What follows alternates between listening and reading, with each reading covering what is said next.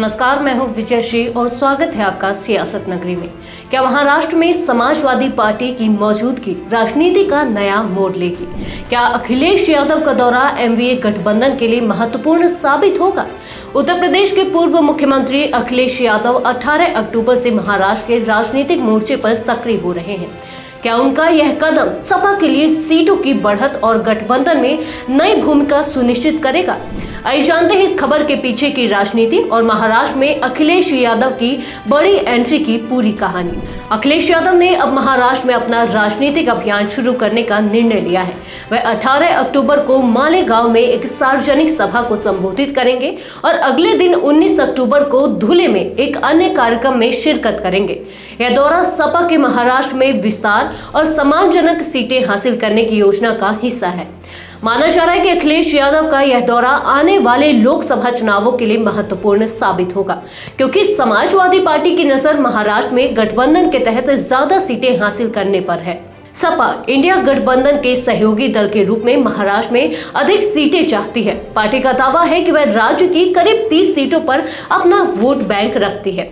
सपा नेतृत्व की मांग है कि उसे एमवीए में 10 से 12 सीटें मिलनी चाहिए, जबकि चर्चा है कि उसे केवल 3 से 4 सीटें ही मिल सकती हैं। फिलहाल पार्टी की नजर मुस्लिम और उत्तर भारतीय मतदाताओं पर है, जिन्हें एमवीए के पक्ष में लामबंद करना अखिलेश यादव का मुख्य उद्देश्य है। हालांकि सपा के पास अभी महाराष्ट्र विधानसभा में सिर्फ 2 विधायक हैं, शिवाजी नगर से अबू आजमी और भिवंडीपुर से रईस शेख। पार्टी को उम्मीद है कि वह मुस्लिम और उत्तर भारतीय वोटों के सहारे अपनी पकड़ मजबूत करेगी। पिछले दिनों सपा सांसदों ने भी मुंबई का दौरा कर सियासी समीकरणों का जायजा लिया था। अखिलेश यादव का मालेगांव और धुलिया का दौरा खासा अहम है, क्योंकि ये दोनों क्षेत्र ऑल इंडिया मजलिस ए इत्तेहादुल मुस्लिमीन यानी कि AIMIM प्रमुख असदुद्दीन ओवैसी की मजबूत पकड़ वाले हैं। 2019 के विधानसभा चुनावों में AIMIM ने मालेगांव सेंट्रल और धुलिया सिटी सीट जीतकर बड़ी कामयाबी हासिल की थी।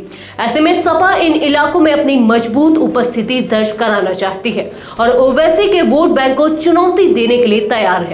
महाराष्ट्र के मुस्लिम बहुल इलाकों में सपा अपनी पैठ बढ़ाने और वोटर्स के बीच वैकल्पिक नेतृत्व के रूप में खुद को प्रस्तुत करने की कोशिश कर रही है। 2009 में महाराष्ट्र विधानसभा में सपा ने 4 सीटें जीती थी, लेकिन 2014 में यह संख्या घटकर सिर्फ 1 रह गई। 2019 में पार्टी ने 2 सीटें जीती। अखिलेश यादव का यह दौरा न केवल सपा के लिए महत्वपूर्ण है, बल्कि इंडिया गठबंधन के लिए भी बड़ी भूमिका निभा सकता है। पार्टी का लक्ष्य एमवीए गठबंधन के तहत ज्यादा सीटें हासिल करना है और 2024 के लोकसभा चुनावों में बड़ी जीत की तैयारी करना है। महाराष्ट्र में 2024 के चुनावों में भाजपा को हराने के लिए मुस्लिम मतदाता एमवीए का मुख्य वोट बैंक बने रह सकते हैं। पार्टी को उम्मीद है कि मुस्लिम, दलित और उत्तर भारतीय वोटों पर फोकस कर वह अपनी स्थिति को और मजबूत कर सकते हैं, जैसा कि उन्होंने यूपी में किया था। सपा की इस नई रणनीति को लेकर महाराष्ट्र की राजनीति में हलचल मची हुई है। क्या अखिलेश यादव महाराष्ट्र में अपनी पार्टी की मौजूदगी को बढ़ा पाएंगे? क्या वह ओवैसी के प्रभाव वाले इलाकों में सपा का विस्तार कर पाएंगे? यह देखना दिलचस्प होगा कि अखिलेश यादव की यह पहल किस दिशा में जाती है। अखिलेश यादव का महाराष्ट्र दौरा सिर्फ एक कार्यक्रम नहीं, बल्कि 2024 के लोकसभा चुनावों के लिए सपा की रणनीतिक शुरुआत है। क्या सपा महाराष्ट्र में अपनी जगह बना पाएगी और एमवीए गठबंधन में ज्यादा सीटें हासिल कर पाएगी? यह सवाल आने वाले दिनों में और अहम हो जाएगा।